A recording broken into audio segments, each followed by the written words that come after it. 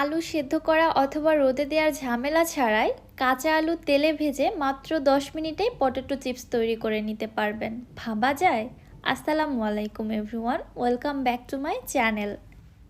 আজকে আমি তৈরি করব ক্রিস্পি পটেটো চিপস, তাও আবার মাত্র 10 মিনিটে। এই চিপসগুলো তৈরি করতে আলু সেদ্ধ করতে হবে না, রোদে শুকাতে হবে না, মাত্র 10 মিনিটে তৈরি করে নিতে পারবেন। চিপসগুলি কত বেশি ক্রিস্পি হয়েছে জাস্ট দেখুন। হুটহাট চিপস খেতে ইচ্ছে করলে আর তো বাজারে যাওয়ার কোনো প্রয়োজনই নেই, ঘরেই খুব সহজে তৈরি করে নিতে পারবেন। চলুন তাহলে রেসিপি দেখে আসি। আমি এখানে মোটামুটি বড় সাইজের কয়েকটি আলু নিয়েছি। চিপস তৈরি করার জন্য আজকে আমি ডায়মন্ড আলুটা ব্যবহার করছি। আপনারা অন্য যে কোনো আলু নিতে পারেন, তবে ডায়মন্ড আলুটা দিয়ে চিপসটা বেশি ভালো হয়। ফার্স্টে আলুর খোসাটাকে একটি পিলারের সাহায্যে আমি পিল করে নিচ্ছি। বিসমিল্লাহ।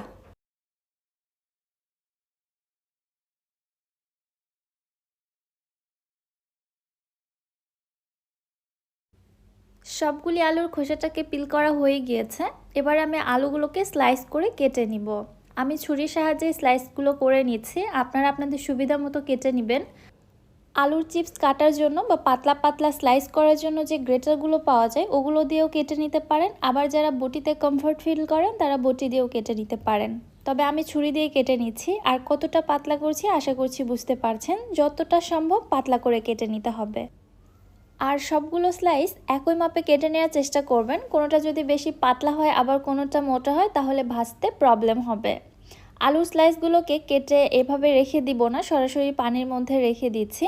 এছাড়া কিন্তু আলু স্লাইসগুলো কালো হয়ে যেতে পারে, কারণ আমরা সকলেই জানি আলুর মধ্যে স্টার্চ থাকে প্রচুর পরিমাণে। যেহেতু নতুন আলু, এটাতে কিন্তু আরও বেশি পরিমাণে স্টার্চ রয়েছে।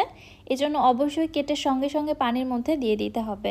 এবারে পানির মধ্যে 1 চামচ লবণ দিয়ে এই লবণ পানিতে আলুগুলোকে ভিজিয়ে রাখছি মিনিমাম 15 থেকে 20 মিনিট। এর মধ্যে আলুর স্টার্চটা বের হয়ে যাবে।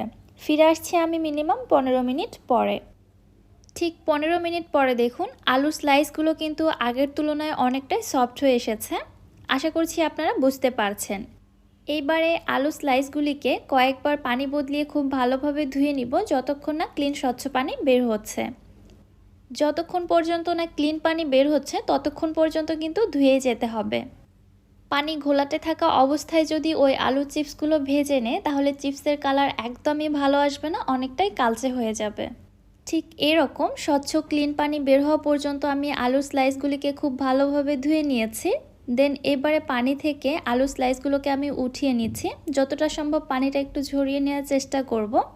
আর এই আলু স্লাইসগুলোকে মুছে নেবার কোনো প্রয়োজন নেই, এই অবস্থাতেই খুব সহজেই চিপসগুলো ভেজে নেওয়া যাবে। জাস্ট অতিরিক্ত পানিটা ঝেড়ে ফেলে দিতে হবে। আর আলুর গায়ে যে পরিমাণ পানি লেগে থাকবে ওইভাবে ভেজে নেওয়া যাবে, তাতে কোনো প্রবলেম হবে না। আলুর স্লাইসগুলো আমি ঠিক এই থিকনেসে কেটেছি, আশা করছি বুঝতে পেরেছেন। অপর পাশ থেকে আমি একটি আঙুল দেখাচ্ছি, দেখুন আমার আঙুলটা কিন্তু বোঝা যাচ্ছে। এবারে তাহলে চলে যাচ্ছি চুলাতে চিপসগুলো ভেজে নেওয়ার জন্য। চুলায় একটি ফ্রাই প্যানে পর্যাপ্ত পরিমাণে তেল দিয়েছি। তেলটা কিন্তু একদম গরম করে নিইনি, দেখতেই পারছেন। চিপসগুলো দেওয়ার সঙ্গে সঙ্গে কিন্তু কোনো বুদবুদ ক্রিয়েট হচ্ছে না, কিছুক্ষণ পরে বুদবুদ সৃষ্টি হবে আস্তে আস্তে। একদমই হালকা গরম তেলের মধ্যে আলু স্লাইসগুলোকে ছেড়ে দিতে হবে, তাহলে আলুর স্লাইসগুলোর গায়ে যে এক্সট্রা পানিটা রয়েছে ওইটা আর ফুটবে না, আর তেলটাও ছিটকাবে না। এইভাবে তেলের মধ্যে আলুগুলোকে ফ্রাই করে নিব প্রায় 8 থেকে 10 মিনিট। আপনার চুলার টেম্পারেচারের উপর ডিপেন্ড করবে সময়টা কতটা লাগবে। মিডিয়াম হিটে ভেজে নিতে হবে। দেখতে পারছেন ভাজতে ভাজতে আমার চিপসের মধ্যে খুবই সুন্দর একটা কালার চলে এসেছে এবং চিপসগুলো কিন্তু ক্রিস্পিও হতে শুরু করেছে। চিপসগুলো যখন পুরোপুরিভাবে ক্রিস্পি হয়ে যাবে তখন তেল ঝরিয়ে উঠিয়ে নিচ্ছি। আমি ঠিক এরকম কালার থাকা অবস্থাতেই উঠিয়ে নিচ্ছি, আপনারা চাইলে আরও কিছুটা কালার ডার্ক করেও ভেজে নিতে পারেন।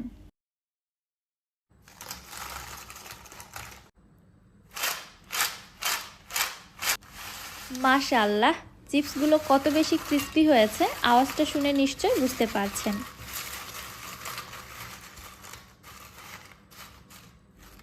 একটু ভেঙে দেখাচ্ছি, দেখুন চিপসটা কত বেশি ক্রিস্পি হয়েছে।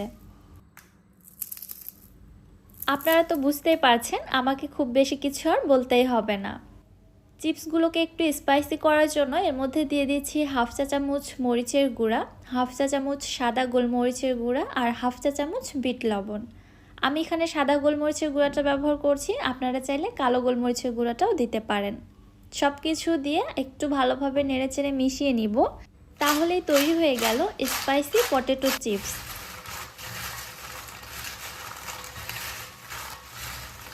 মাশাআল্লাহ, আলহামদুলিল্লাহ, চিপসগুলো এত বেশি যে পারফেক্ট হয়েছে, আমার তো মনে হচ্ছে আপনাদের শুধু দেখাতেই থাকি। হুটহাট চিপস খেতে ইচ্ছে করলে আর কি চিন্তার প্রয়োজন আছে বলুন তো?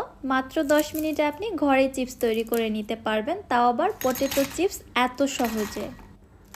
এই চিপসগুলো আপনারা একদিন বানিয়ে একটি এয়ারটাইট কন্টেনারে ভরে 1 সপ্তাহ পর্যন্ত সংরক্ষণ করে রেখে দিতে পারবেন।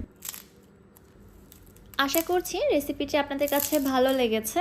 রেসিপি ভালো লাগলে যারা আমার ইউটিউব চ্যানেল থেকে ভিডিওটি দেখছেন, চ্যানেলটি সাবস্ক্রাইব করে পাশে থাকা বেল আইকনটিতে ক্লিক করে দিবেন আমার পরবর্তী ভিডিওর নোটিফিকেশন সবার আগে পাওয়ার জন্য। এবং যারা ফেসবুক পেজ থেকে দেখছেন, পেজটিতে অবশ্যই একটি লাইক অথবা ফলো দিয়ে দিবেন। সো আজকে আর বেশি কথা বাড়াচ্ছি না, আজকের মতো এখানেই বিদায় নিচ্ছি। আল্লাহ হাফেজ।